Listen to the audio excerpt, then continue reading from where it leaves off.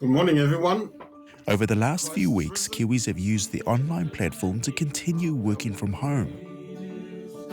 For some church leaders, it's taken a bit of getting used to. It might take me another couple of weeks or a couple of months. Like most services throughout the country, churches have closed their doors for the time being. People were sort of scared, not because it's going to be a lockdown, but because of the virus itself. But it hasn't stopped them exploring the wonders of the online platform and using social media to connect with their parishioners. And through this medium, I was able to conduct services online.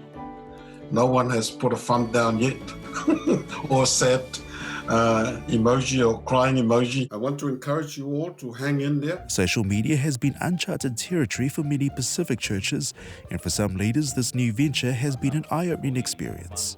In our congregation, we only have around about 400, 500 max in our church. But when I preach on live stream, I have the audience of more than 10,000. A couple of people have said that this is the way of the future. What's your opinion on that? Or do you feel that it's still important for people to get together on a Sunday and worship?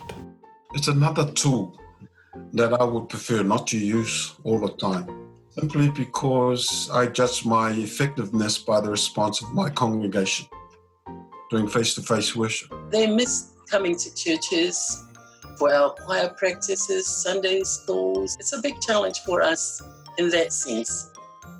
But while social media has been beneficial, the lockdown has meant less money coming in to meet operational costs. And for some church leaders, this could be problematic in the months ahead. It will obviously impact on the business side of our churches. We're okay for the next few months, but after that, when the resources are limited and dried up, and that's where it will hit us. This hasn't been made any easier by the rise in unemployment, which could soar from 4 to 13% by the end of the lockdown. Nonetheless, some churches are doing their bit to help out. Last 2 weeks, I say, okay, now you can stop, our usual donation for the ministers' alofa.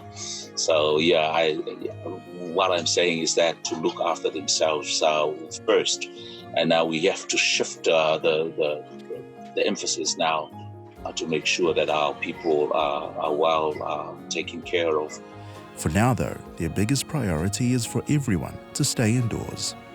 The advice is to stay calm, stay safe, and keep well. Look after each other during these uncertain times.